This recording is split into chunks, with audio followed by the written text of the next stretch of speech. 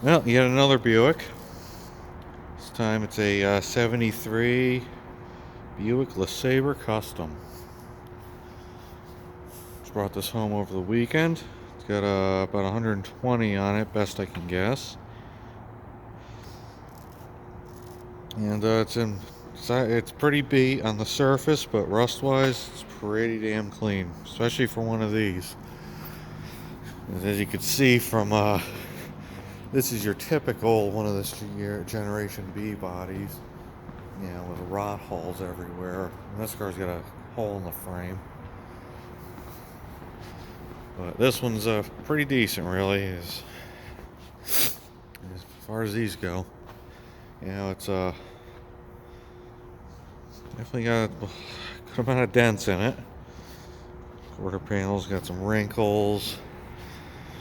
Bumpers are decent. This quarter panel's pretty kicked in. Some side swipes on the doors.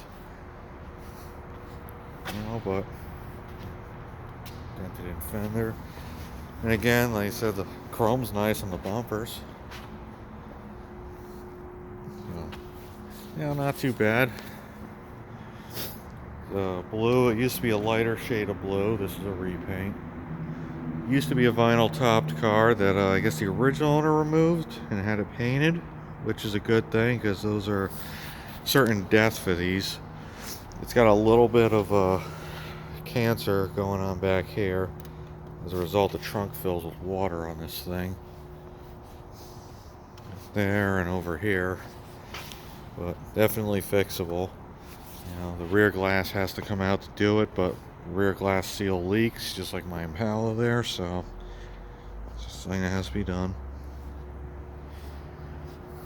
And this is obviously a four-door sedan, but it's a no-post, which is cool.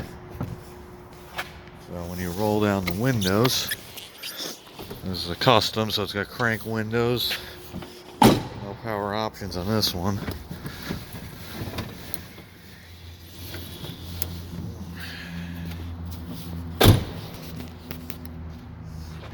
You get the kind of coupe feel to it, so that's kind of neat. It's an aftermarket mirror. Now, there used to be another aftermarket mirror here. Back then, it wasn't standard to have a right side mirror. And let's have a look on the interior. Blue velour, I guess. Kind of torn up. I guess that's from age. It's interesting that this side is in worse shape than the driver's side. See if I get a light. Let me find one. Okay, there we go. So, carpet's in good shape. Seats, aside from the tears, are clean. Which, you know, the tears make them worthless, but dashboard's only got a few cracks in it, not too bad. Got a whole set of 4 Buick floor mats. Rears are over there somewhere. I have to clean them. I don't know if those are factory or an accessory or what they are, but they look cool. Yeah, interior's not bad at all, honestly. Just a little dirty. I cleaned it a bit. This has the belts up here, non-retractor. My Impalas are retractable. These are manual, which will probably never get used because they're a pain in the ass. Yeah. Cassette tapes in there, even though there's no cassette player. So,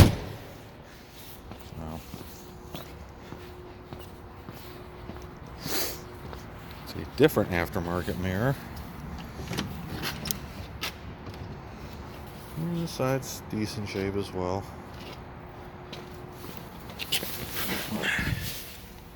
And this actually is an air conditioning car.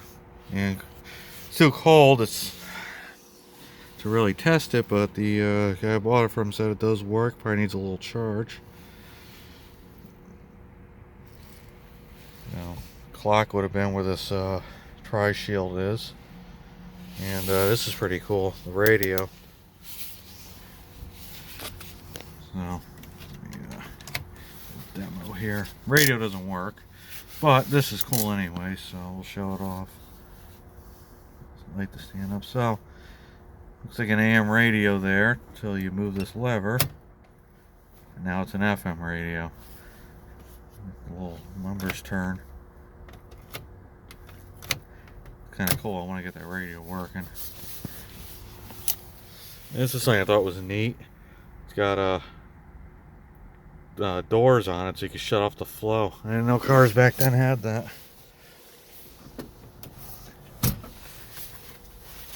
Gigantic ashtray for both passenger and driver.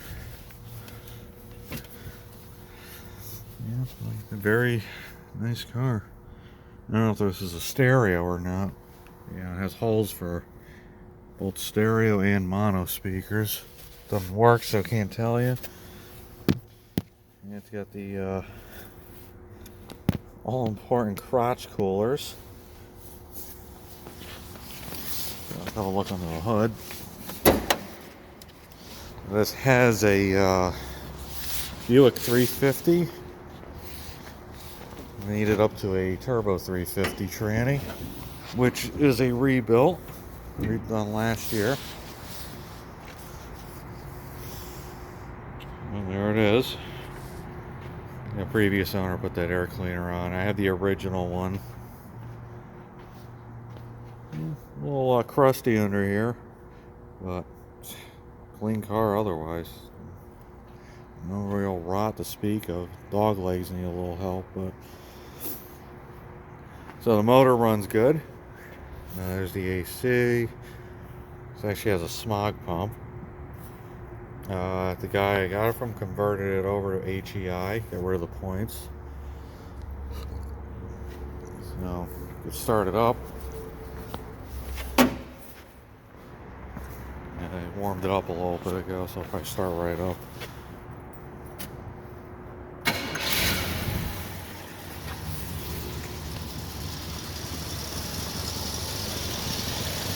Smooth and quiet.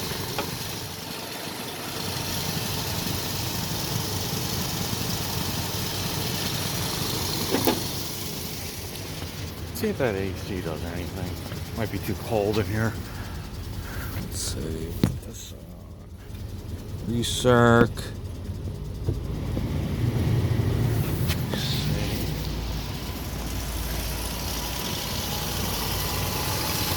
Oh shit, the compressor's running. Guess it has enough refrigerant. These are like sight glass.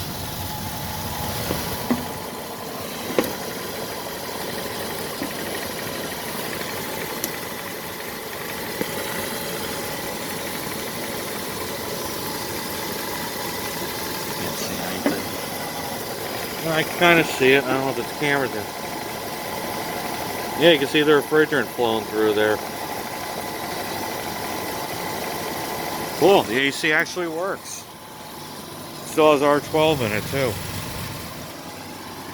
That's awesome.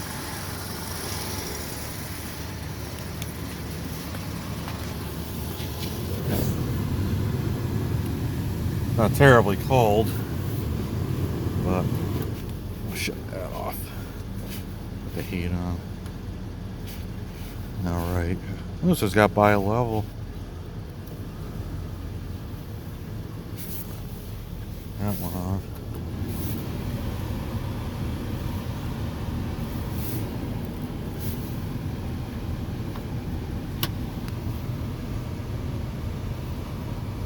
All the ductwork fell off, but we got heat. Cool.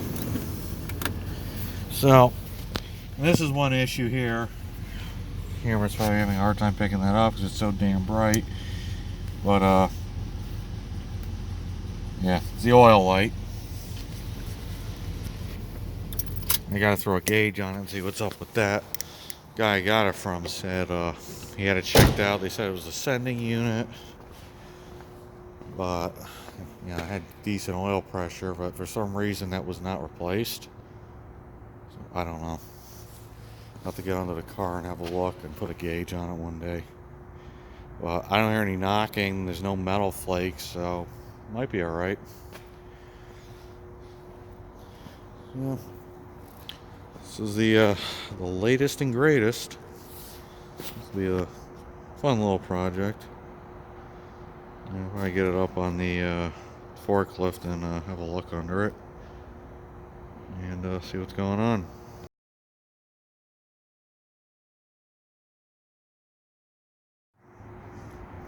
So I'm under the 73 now, and all looks pretty good. This is actually really good for one of these cars, especially in this part of the country. These things like my Impala are prone to rotting, but the frame and body are really good. So, a couple things to note. Now, besides how clean the frame and everything is, obviously this is a 350 with a single exhaust, but you see some damage here, which was likely caused by the bad shocks that were in it. This thing used to bottom out and bounce all over the place. So the Y pipe here is pretty well flattened. I know they're a little bit flat from the factory, but this one's concave. So, and it's smashed into the torque converter inspection cover. So that's restricted.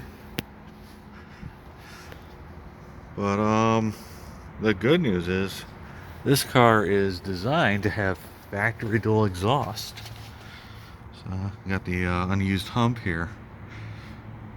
So it would actually be really easy to add duals to this thing. Yeah, you got the space here to put another muffler on this side.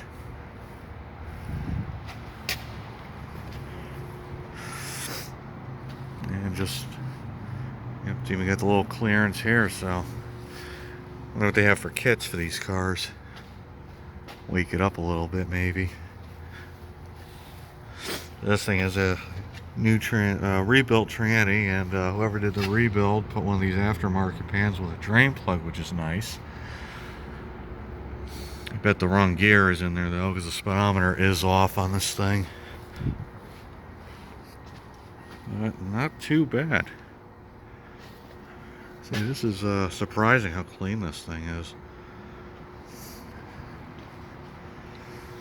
Well, it's a shame the body's beat on it, because it's a solid car. Like, really solid. Now, the big issue is this puddle here is caused by the fuel line, which I was hoping it was the rubber line here. Where is it? There it is. But those are dry. It's hard to see, but the steel lines there are rotted. It looks like it's the 1/4 inch, which I think is a vent on these, if I'm not mistaken. Probably for the charcoal canister.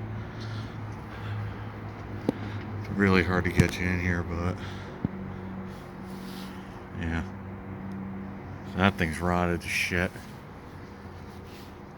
Yeah, it's running down the frame rail and the undercoating's dripping, leaving black shit everywhere. So, with some work, this will actually be a decent driver.